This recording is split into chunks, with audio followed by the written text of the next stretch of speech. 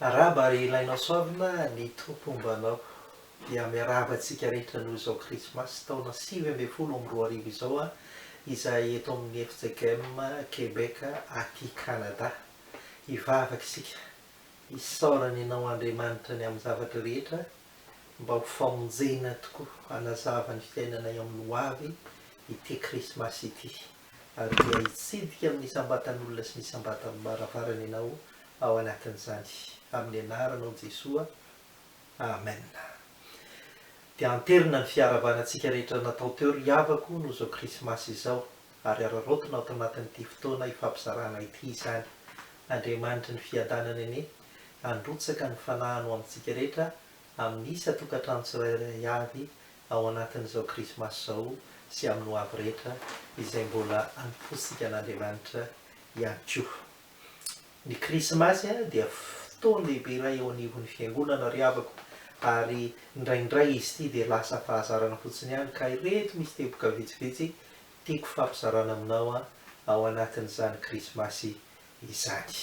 Fomba roa ny fiantso azy fa izy ireo dia entina ilazana foana hoe andro nahaterahan'i Kristy na ny fomba izay nagasiantsika malagasy dia ny teny anglisy dia ny hoe krismasy avy amin'ny teny anglisy io ary matetika ny fiangonana protestanta no ny fironana protestanta ny tena mampiasa azy io ary ho manokana dia ny krismasy no mahavatana fa eo ihany koa ny avy amin'ny teny frantsay hoe noely izay avy amin'ny teny latina manao hoe dies natalis ny tena marina izany hoe fahaterahana naissance dia ny fahaterahan'i Kristy ihany koa iny izay manao hoe dies natalis domini izany ka na noely na krismasy dia fomba fiantso ity andro ity avokoa izany. Ny zavatra anankiray hitako tena hoe tsara mba ampahafantarina antsika dia izao fa naninona no 5 Desambra no nankalazana ny krismasy. Io mantsy izany dia misy koa ary manabatibati ny fiangonana kristiana olona tsy marina akory fa laingalainga sy anganongano no tanterahanareo ao anatin'io ao dia izao ny fanazavana azy omena antsika ry havako izay inona fa mba hoe tsika mijoro tsara ao anatin'izao fety izao. Voalohany indrindra aloha dia mazava tokoa fa tsy voasoratra ao anatin'ny baiboly ny daty marina nahaterahan'i Jesosy Kristy Tompo fa dia daty nombonana fotsiny ihany ny krismasy tsy dia hihety loatra mantsy raha ohatra ka hoe fankalazana nahaterahan'i Kristy dia samy anana ny datiny fa dia niezaka ny fiangonana tany amin'ny taonjato fahaefatra tany niombona tamin'ny alalan'ny 5 Desambra. Betsaka ny tantara mifamatotra amin'ny 5 Desambra io nisy fety izay amin'ny hafa firenena sy ny fivavahana hafa ihany koa nankalazainao amin'izany fa manaja isika fa tsy miteny akory isika hoe akalaza an'izany na fomba fisorohana an'izany indrindra mba tsy ho tafiditra antsika no nahatonga ny hoe alao fa ny 5 Desambra no nankalazana ny fahaterahan'i Kristy. Fa ny zavatra azontsika rehefa jerena ny baiboly dia izao manodidididina n'io volana Desambra io sy ny 5 Desambra io no tena nisy tokoa ireo zavatra azo porofona fa nisy tamin'ny ara-tantara tao anatin'izany ohatra Heroda nanjaka i Augusto Kaisara ilay nampanao ny fanisambahoaka sy sisa dia izany ary tamin'ny faty Palestina iny dia fotoana nangatsika tamin'izany fotoana izany dia reny asehontsika amin'ny alalan'ny sary reny hoentina mandravaka ny krismasy ny anton'izany rehetrarehetra izany. I Lioka raha teo izay nanoratra ny filasan-tsara fahatelo dia milaza mihitsy ao amin'ny Lioka voalohany toko fahatelo manao hoe sitrako koa rehefa nofotorako tsara ny zavatra rehetra hatramin'ny androany ny anoratra izany aminao araka ny filaharana izany hoe Lioka izany dia tena nyteny mihitsy hoe tena fantatro izay soratako rehetrarehetra ao ary ny anombohany azy ao dia ny fahaterahan'i Jesosy Kristy araka izany. Fa ity ny fanazavana farany omeko antsika ry havako ankoatran'izay fanazavana azo etrehana rehetrarehetra tadidio tsara fa ny volana ray teo amin'ny jiosy dia 20 andro ny isany ary ny volana izay mifamatotra foana reto zavatra reto eo amin'ny tantara nahaterahan'i Jesosy Kristy ny advento izay mialohan'ny krismasy ny krismasy ary aorianan'ny krismasy dia ny epifania. Fantatsika tsara fa ny andro fahaenina ao amin'ny volana manaraka ny ilay volana nahaterahan'i Kristy zany no andro ny epifania, ary tamin'io andro ny epifania io a nitondranan' Jesosy nofrana sy nentina tao amin'ny fiangonana araka izany araka ny fomba jiosy.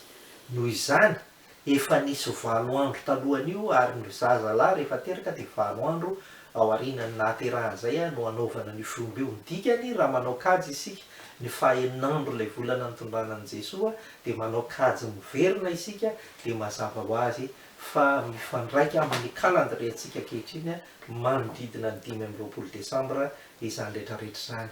Dia io no ankalazantsika azy. Ny zava-dehibe amin'ny tianakony iny dia ny hoe ny fankalazana ny tena zava-dehibe sy ny fandraisana ny famonjen'i Kristy ao anatin'izao krismasy izao, fa aza mety avilivilin'ny olona ho amin'izay daty fotsiny ihany isika satria mbola zavatra hafa izany rehetrarehetra izany. Ireto ny dikan'ny krismasy araka ny voalazan'ny Lioka no nangalako izao rehetrarehetra izao. Tsy mba manavaka Andriamanitra fa mamonjy ny rehetra. Marisy Josefa izay tsy inona akory no nataony ho ray aman-drenin'i Jesosy ara-nofo, ary ny mpiandry-ondry no nanambarany vaovao voalohany sy ny sisa izay tsy nieritreretina izy ho zava-dehibe teo amin'ny fiarahamonina ireny. Faharoa dia izao fotoana ny fandresena ny tahotra rehetra ny krismasy. Hoy ny anjely tamin'ny mpiandry-ondry, aza matahotra. Mpiandry-ondry dia vatantsika tsara fa sady miandry ny ondry izy karamaina ao anatin'izany ka matahotra izy sao de verina eny dia tsy dia mba matory loatra kanefa ny aza matahotra ny voalaza voalohany ao anatin'izany. Fotoana ny fifaliana ho antsika rehetra ny krismasy. Ny fifaliana lehibe izay ho an'ny olona rehetra hoy Lioka ny fitantaran'ny anjely azy ao anatin'izany. Ary fotoana ny sehoan'ny voninahitr'Andriamanitra, ny faratapon'ny sehoan'ny voninahitr'Andriamanitra maso hitantsika izany ny krismasy ihany koa araka ny voninahitr'Andriamanitra nentin'ireo anjely ireo tamin'ny mpiandry-ondry.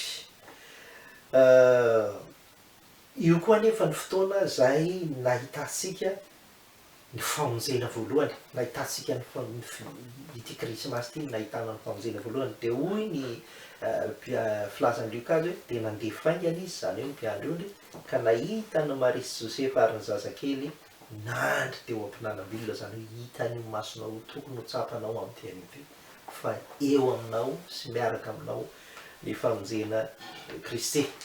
Ny krismasy no fotoana ny fanombohan'ny fitoriana ny filazantsara. Fitoriana ny filazantsara ny krismasy ry havako.